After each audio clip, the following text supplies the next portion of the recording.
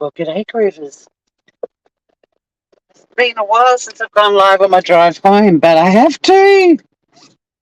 I have news regarding the mushroom mystery or murder. I have news that will make the sleuths of YouTube and mainstream media moist. And indeed, it's also a cautionary tale for all of us who follow true crime. So, fuck it, let's do what are we up to, 8?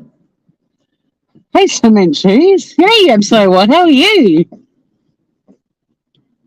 Let me just get out of this freaking car park and let's talk stuff because, yeah, I've got an update. I've got 2 updates. One I haven't had a chance to fully look into yet on the mushroom mystery or murder story. Now, if you're not familiar with it, this is not the live to be put up to speed on it. You need to go back and watch all the other episodes I've done on it. I've finished work. I'm exhausted. I can't wait to get home. And my commentary is going to be limited to my update. Hey, Francesca. So, yeah, apologies if anyone rolls in and is like, what's this all about? You're late. This is part 8. Join the replay crew. I've had to spell things out to clients all day and I'm not doing it now on YouTube. I had a very needy selection of clients today. And the whole part of our job is to empower people in their cases. Jesus, McFuck. Wasn't happening today. My girl Lollipop, my girl Waffles, how are you? So I've got an update, but it's a load of shit, the source of it, but it's also made me think it's a bit of a cautionary tale for some of us. And it's a tabloid newspaper and the story is behind a paywall and you would have to pay me $1 million to pay the paywall to see this article. Thanks for the caps reminder, Groover. G'day, Aussie. I didn't see you come in, but hello. It's going to be a bit tricky reading chat because this is peak minute in Hobart Town, all right? So when I'm at a red traffic light, I can quickly glance down. But there be a newspaper in Australia called the Herald Sun, and it is a Murdoch paper and it's a heap of shit. But a story broke today relating to the mushroom story. And according to the Herald Sun, the tiny paragraph that I got to read without donating my coin. Hey, Blissful. Well, thank you, Cement, too. I can't read all the chat. Thank you to all of you for just being awesome. There we go. There's a blanket. Thank you. Guys, I've just finished work. Sorry. Pedantic, semantic stuff. I have no fucks to give. You work it out. Credit where it's due. You're all amazing. Okay, done. So, the Herald Sun is a tabloid piece of shit newspaper, but it cracked me up when I got a notification on my phone that, according to them, some of Erin Patterson's ex-friends, ex-close friends, because they wouldn't have any axe to grind with that little ex-friend Erin, would they? Her ex-close friends have told the Herald Sun that Erin Patterson is a true crime fan. Da, da, da, da, da. I was like, oh, uh-oh. Now, for the average punter out there, they're going to see that and they're going to be like, well, then, if she was into true crime, she studied how to be a murderer, right? That's the obvious reaction. But here's the cautionary tale for all of us. Genuine true crime followers, and I'm not saying she's not, but anyone who's into it, God forbid some hideous thing happens in your family and the finger is pointed at you and some ex-friend, probably from YouTube, calls up a shitty tabloid newspaper to inform them that you're into true crime, because it's not looking good for her, is it? The Herald Sun couldn't wait to tell the world that, according to Erin's ex-close friends, she's into true crime. Oh, my God. So we all have to... I mean, I've always said if anyone went through my history on my computer, they would be like, what the fuck was going on in this woman's brain? But now, everybody, if you are an out and proud true crime supporter, if anybody dies under extraordinarily suspicious circumstances or even just accidental ones, and you're somehow connected, some of your ex-friends or even current friends might just tell the media all about your little love of the true crime stuff. And then you're going to be fucked. Because I can tell you right now, Ma and Pa Kettle in their living room reading the Herald Sun, oh, she was into true crime. She studied how to be a murderer, they're going to say. And I'm telling you, the sleuths of YouTube are going to go moist over this information. One of us. Please don't tailgate me. I've had a really shitty day at work and you're a pain in the ass. I'm sitting on the speed limit and I'm not moving. In fact, I'm not. I'm over it because we're meant to be doing 60. Love slamming my brakes on for the tailgaters. Love it. Run up my ass. I care not. I'll take the 10% contributory negligence, you motherfucker. I won't be able to read chat for ages, guys. It's a tricky time for me to go live, but I've said what I need to. You can all go on with your merry evenings if you wish to. But as soon as I saw that headline, I thought, oh no. Oh no. All the true crimers on YouTube are going to go moist. Hi, Carly.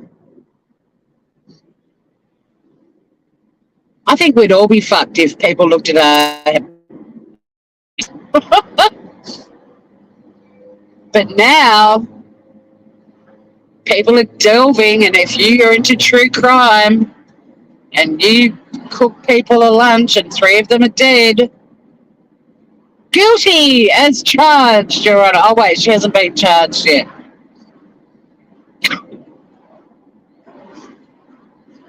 But I can already see, the Grizzlies of the world. They're gonna say to someone, do I have a subscriber in Australia who's subscribed to the Herald Sun online? And of course she's going to. Because her audience is full of tabloid fans, because she's a tabloid true crimer. And they're going to send her that article, and they're all going to get moist in their panties talking about how Erin was into true crime. They're going to have her sent off to jail. I mean, they already do, but they're going to send her off to an even worse jail. Or they're going to get excited that someone within the true crime community has masterminded a mass murder. She might become their hero in a way. Who knows? But I think we all need to stop telling crime, because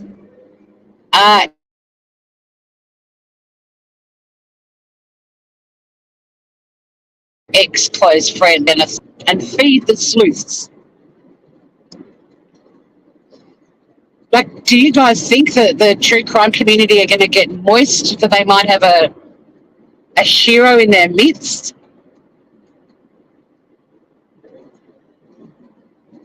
I mean, Erin's probably read a book about Ted Bundy and talked about it to a few people and watched some of the Netflix Jeffrey Dahmer special. But now it's the key to the investigation. Erin Patterson, according to her ex-close friends, was a true crime follower. Yes, Kylie, I said moist in their panties. This is Tori after a day at work. I just want to get home and hang out with my flute. Uh-oh, the cops are onto something. Thank God they're going in the other direction. They're on their way to Melbourne to arrest Erin Patterson for following people who do true crime on YouTube. It's all the evidence you need.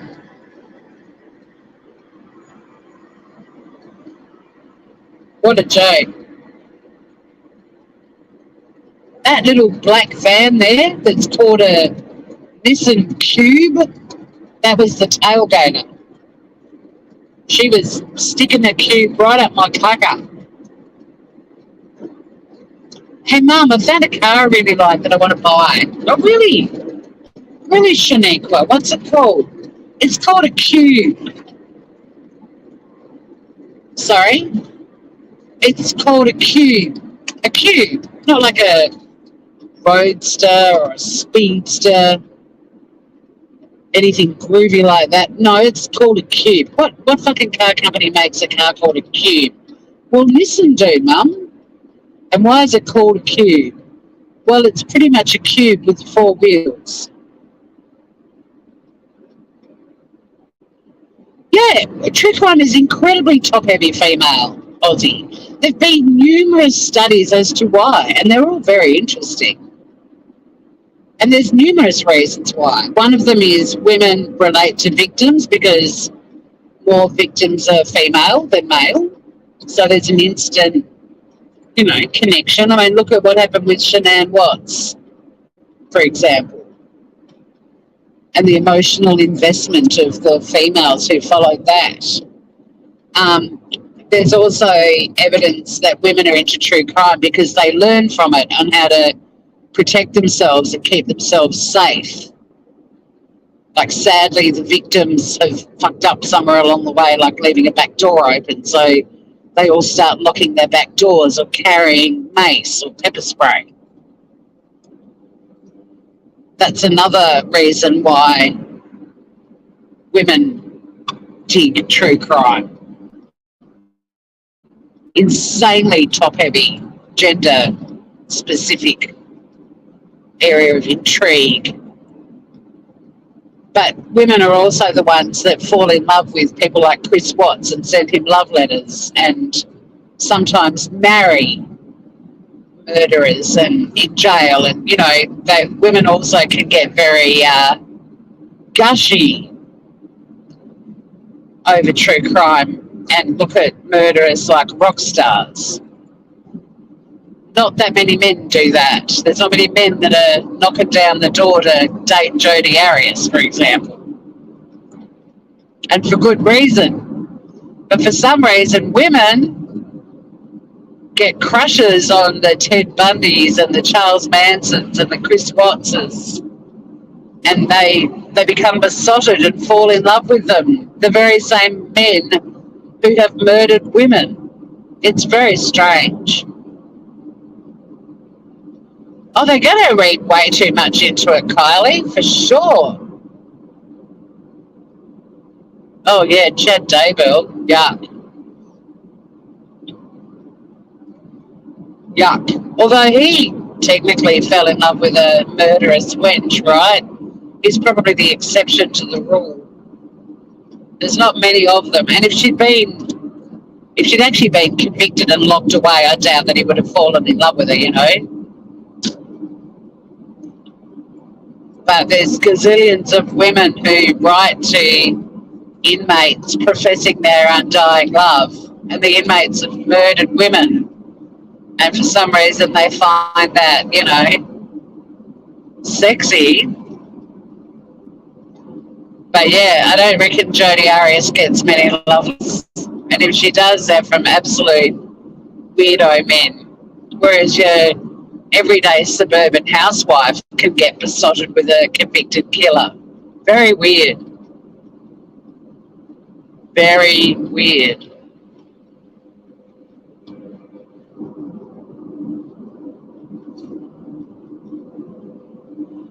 that's why you belong in our community, Kylie, because that drives us all. Victims matter, facts matter.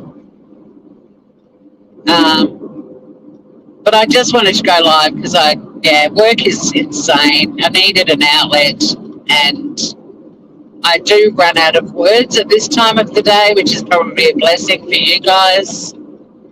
But also, this is my little wind down home. But I was like, I can't not go live about this latest revelation.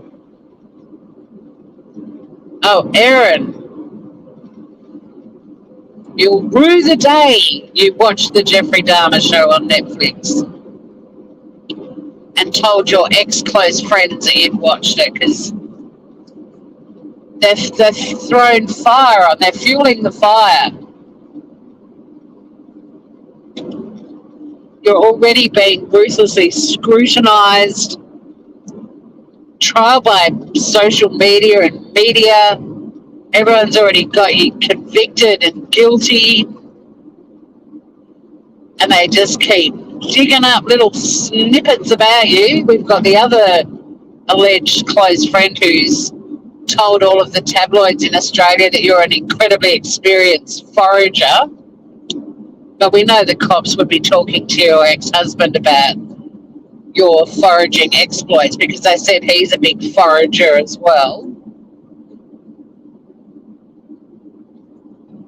But now Stacey, Tracy and Lacey have come out and said, we don't fucking like Erin anymore, but she loves true crime.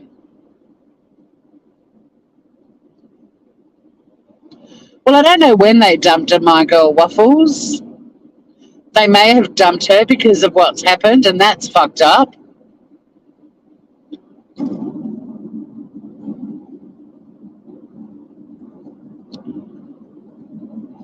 True crime's about psychology to you, how to not marry a psych. Yeah, that would be another one. I mean, the studies are very detailed. There's a lot of reasons. I just named a couple that I remember the most, which is women relating to victims and women wanting to learn from it. But then I just added my own observation about how so many women fall in love with convicted murderers, but you don't hear about many men falling in love with convicted female murderers. I might need to do my own study. Why do women fall in love with creepy assholes like Chris Watts?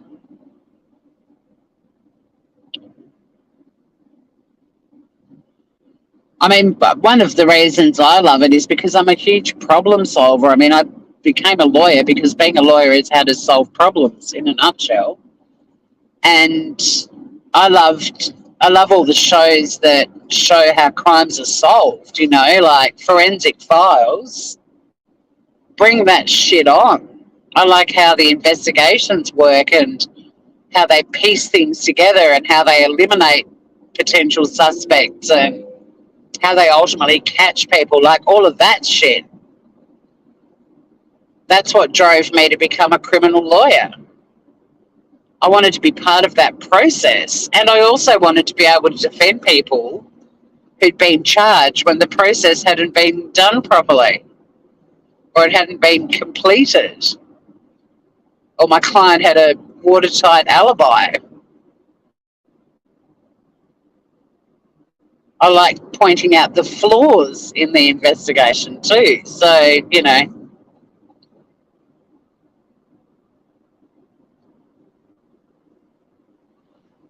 but the thing is, Kylie, the ex-husband in this instance, Simon Patterson, spoke at his parents' public memorial last week, and he was still wearing his wedding band. A picture paints 1,000 words. If you thought your wife, ex-wife, had murdered your parents and your auntie and uncle, would you be still wearing your wedding band even though you're estranged? And also, I postulated if the ring be stuck on his finger, say he's chonked up a little since the nuptials, and you can't get the ring off, you'd fucking go and get it cut off if you were really concerned about your ex-wife and the death of your parents. So, I mean, the only sources, and I'm using that word very loosely, who've said anything about the relationship not being amicable, which was something the police said in the very first press conference, are tabloids. And people like Chris Crime latched onto that. And it's a very easy thing to verify. I mean, Simon is a key witness. And so is Ian, the survivor. And so are the kids.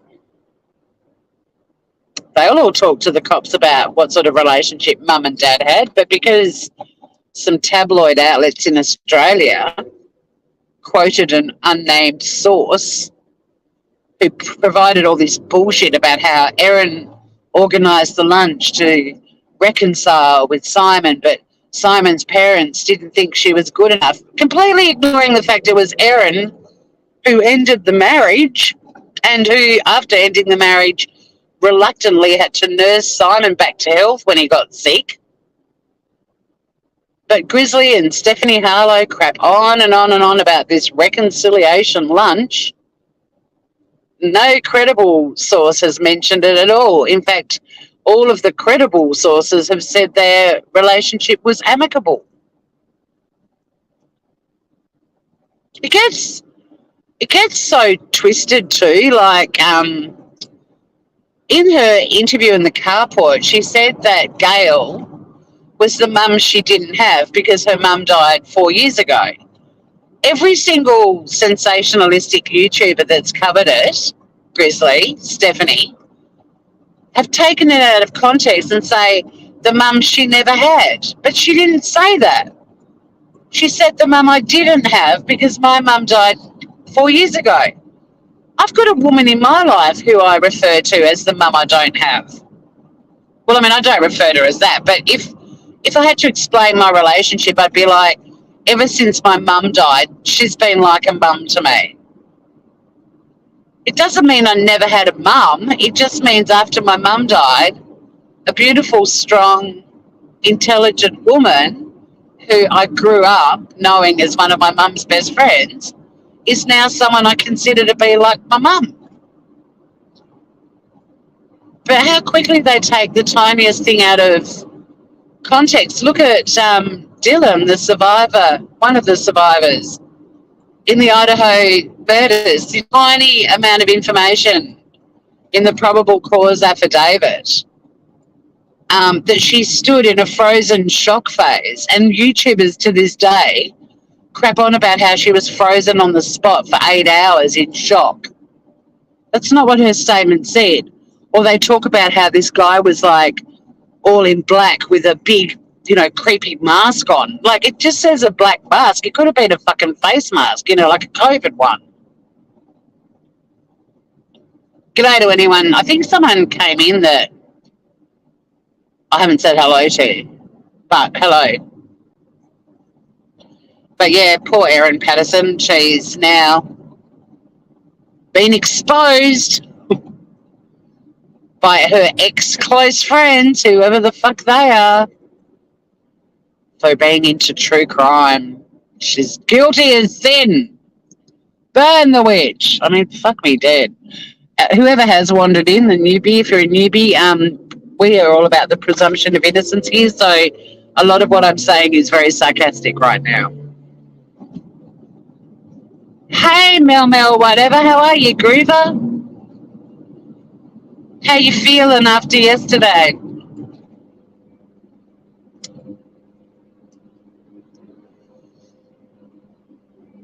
I agree, my girl waffles.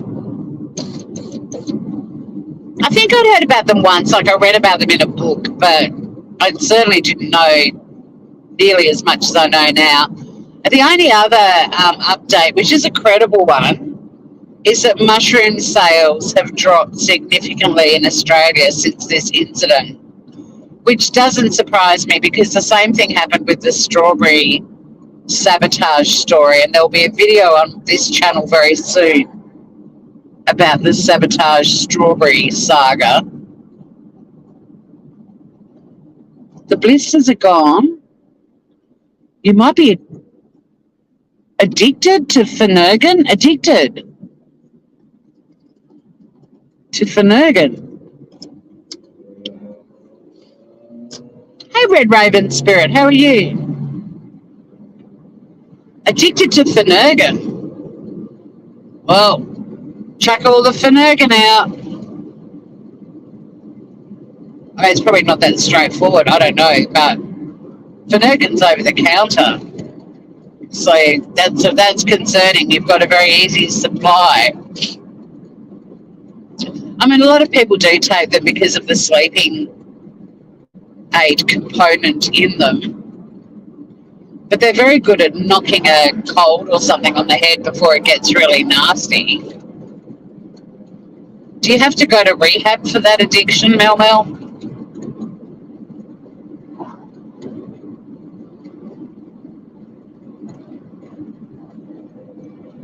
Oh, you might be addicted because it's doing good things. Oh, well, that's fine. It's over the counter. It's harmless shit, man. Just don't take 20 a night, you know.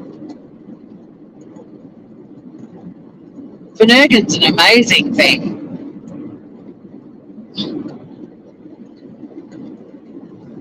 I don't know what you don't want to go to rehab? I don't want to go to rehab either. But my addiction is licorice bullets. I had half a bag last night. They were delicious. The local farmers market mushroom stall didn't have people queued up. No, so the Australian Mushroom Growers Association has put out a statement about how mushroom sales have dropped. But I noticed the mushrooms at my local grocer just back up there, the local market, the prices on the mushrooms are very low. Like they're trying to get people buying them. I'm gonna delve in on the weekend and buy some. Hashtag save the mushroom. And hashtag save the true crime community, because now that it's been revealed to a bullshit tabloid publication that puts its bullshit behind a bullshit paywall online, that Erin's ex-close friends have exposed her for being into true crime. So we're all fucked. If anything weird happens in our lives, anything unexplainable, any deaths, one of our ex-friends is going to tell the hero crime. Trial by media. Poor old Erin. She's fucked now. She's got no defence. Oh, Finnegan's, I just quickly read your comment, Mel. It's a bit hard at the moment because I'm cruising down the highway in the non-existent sun. But Finnegan, if you're starting to get any cold or flu-like symptoms, you drop one of those little doozies, those little blue pills, and it knocks you out because it's got a sleeping tablet element in it. And that's where itchy's good too, because even if it didn't take the itchy away, it'd just knock you out and you'd forget you're itchy. And usually if I drop a Finnegan, if I'm feeling like a cold be coming on, I wake up the next day and I'm good to go. Good to go. It's a fabulous little drug. And it's over the counter. It's as harmless as they come.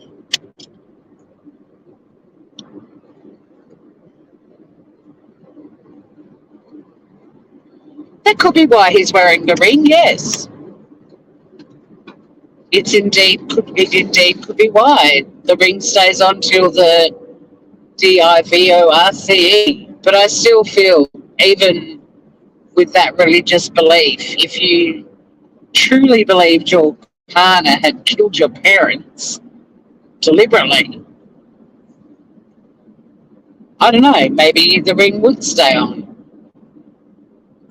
It was more to support the verified information that their relationship was amicable, rather than the unnamed friend source quoted in a tabloid saying Erin organised the lunch to try to get Simon back, despite knowing that his parents didn't think she was good enough for him.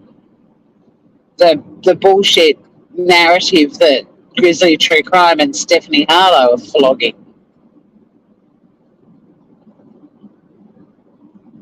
But it could be something as innocent as that, or like I said, it could just be stuck. Like he might have chunked up a bit, but it's very easy to get a ring cut off.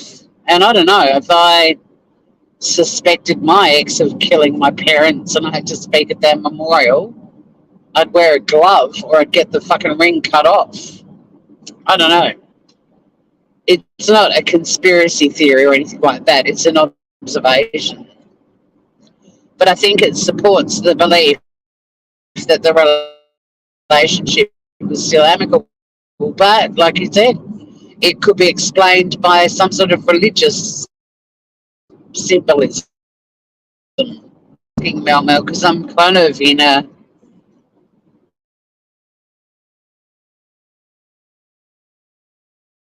bouncing around a bit. I probably your understanding is really like basic at the moment. I will run out of words shortly. Sunny will get a few words from me while I give her dinner, and then I'm just going to be a blob. I've got some people coming for lunch tomorrow. I'm looking forward to that. They're over from Western Australia, so that will be nice. I'm going to make something yummy in the morning. I think I'm just going to do a really yummy pasta and a salad and some garlic bread. Something really basic, but yummy, home-cooked goodness. Or I've got a Thai chicken curry sort of all in one bake, including the rice, and it's yum as. And that's always a crowd pleaser, so I might just whack that on. Very easy. Get a nice yummy sourdough loaf. Because there is a man in the mix, and the men need the bread as well as the dish. Oh, he's had the transplant. I didn't see that update. That's awesome news. I'm getting mountains of notifications on the story, but yeah, I hadn't seen the liver transplant news. I guess the reputable media sources are respecting their privacy and didn't publish it. Don't know. But yeah, I haven't read that. So that is great news. Livers are amazing organs. They're the only organ that can regrow and repair themselves.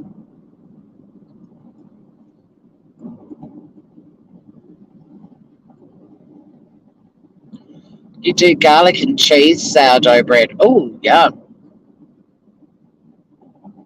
A few weeks ago. Well, there you go. That's great news for Ian. And hopefully his information clears Erin. I so want her to be found innocent now, just to prove how fucked up this modern day sleuthing is, and also to do what I'm going to call apology watch. And I'm going to report on all of the creators who continue to sensationalize these stories and get it fucking wrong. And I'm going to have like a scoreboard. And if they apologize, and they can't just be, oh, I got it wrong, my bad. They've got to apologize. They will be put on the board, but if not, they will be named and shamed.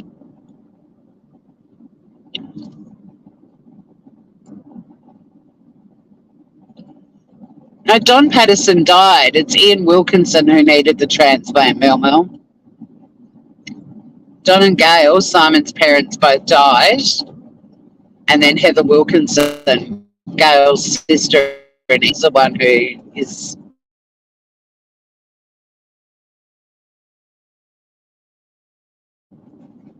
who required a liver transplant. Oh, I'm going to as well, Red Raven, because I love trolling X, formerly known as Twitter. One of my hobbies is trolling reality shows. I love a bit of MKR, but also the MAFS cast this year, they've got The Oldest Groom. You bet I'll be watching that. I want to see some octogenarian argy-bargy. And I wonder if they're going to, he's not that old, I'm being awful, but I wonder if he's going to get like a bag of toys, like with a little butt plug in it. The article is munted. It sounds like it if they're saying Don got a transplant, because poor old Don, he's dead. D-E-D, dead. There's no point giving him a new liver.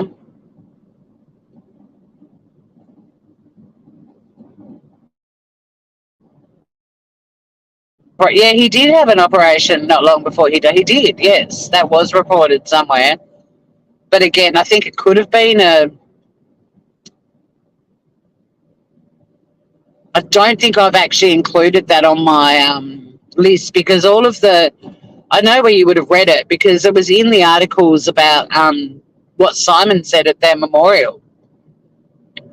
But no publications of repute have reported on the memorial at all. So I haven't added any of that information to my notes.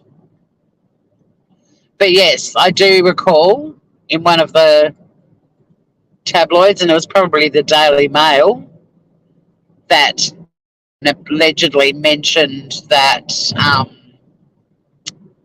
his dad only had surgery a few weeks prior. Because there was also something about, victims' last words, and one of them, I think it was Heather or Gail, in a text message said, "Love to all of you," or something like that, and it was pitched as this highly contentious message, and it was just something really simple like "love to you all," but it warranted a 2,000-word article. But yeah, none of the sources I get my info from have even commented on the memorial, other than to say a memorial was held last week. That's it. There you go. Lots of love to you all. You retract everything you've written so far. Good girl. But no, guys, I'm home. I'm going to go and feed my floof. Jackson came and did my garden yesterday, and it looks amazing. Hey, watch this precision reversing that I do when I get home. You'll be impressed. I have a very short, steep little driveway, and then I have to do like a 45-degree angle into the carport without taking out the fence on the left. And in she goes. Impressed? You should be. Sunny will now be waiting at the front door for me. But yeah, so the moral of the story is, if you have friends that become ex-friends, and I don't know how or why, I don't know whether they just dumped Erin because they're like, she done it, she a killer, or whether they had, lost their friendship over the years, or who friggin' knows. But if you tell anyone that you know that you're into true crime, God forbid anything happens. No, it was a speedy trip home. It was brilliant, Margot Waffles. Yeah, if anything happens in your life that attracts the attention of the popo, pray to God that none of your friends or ex-friends come out of the woodwork to tell the media, the shitty media, that you're into true crime, because the way it's reported, even in the little paragraph I got to read, it's a sign of guilt. Yeah, Finnegan, great shit, Red Raven Conspiracy, knocked you out. Don't accept any food dates at her joint, absolutely. And also, let's see if the true crime community gets excited that we have an alleged murderer in their midst because, of course, even though she hasn't been charged with anything, that's how they're referring to her. But I'm curious to see if the the crimer community, actually get excited that there's potentially a murderer in their midst, in their very community in which they all frolic. Will it make them moist in their panties? Or will it make them even more avaricious in how they cover this case? I'm saying moist panties. I've even made myself. I get that. You know when they say when you get that thing up your back and it's like somebody just walked over your grave? That happens to me when I say moist and when I say panties. But when I put them together, it's like doubly bad.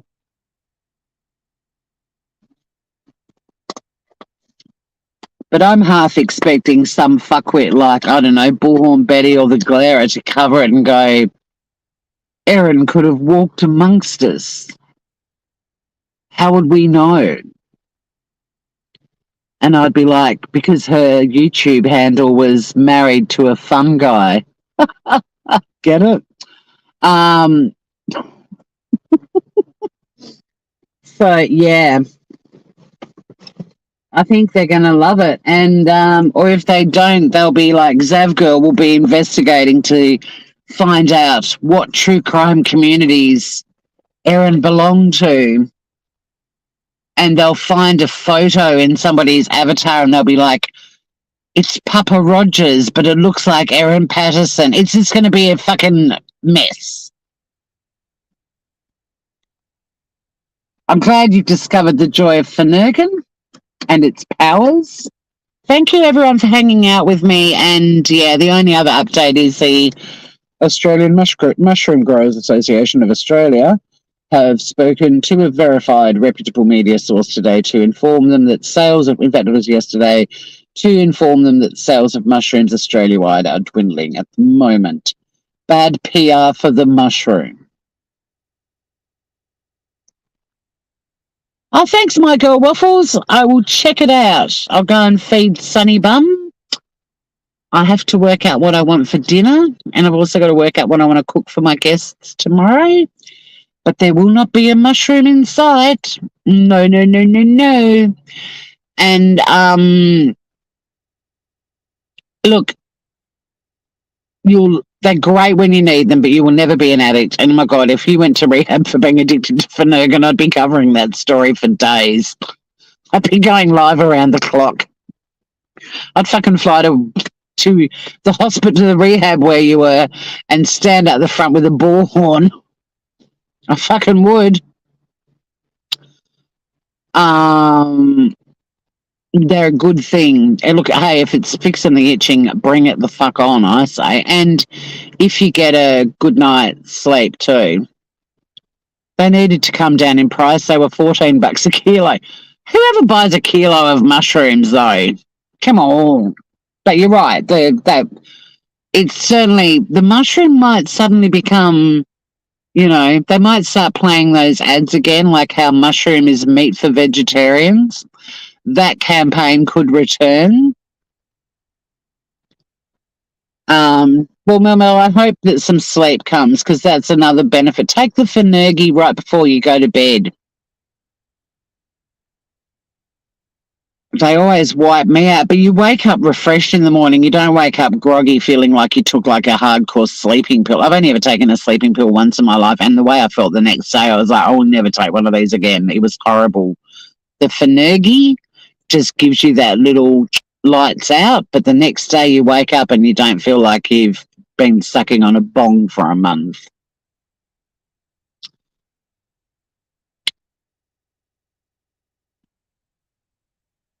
You get a fucking shitload of mushies in the kilo. You sure would. I gotta go. Sunny knows I'm home. And this is just torturing her.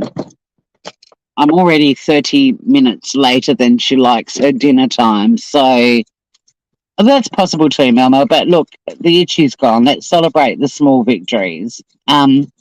Thanks for hanging out with me, everyone. And we're definitely doing Batshit tomorrow night. If anyone wants to come and join Finn and I on the Batshit channel, 8:30 Australian Eastern Standard Time, to look at the wacky world news for the last week. Always a good show.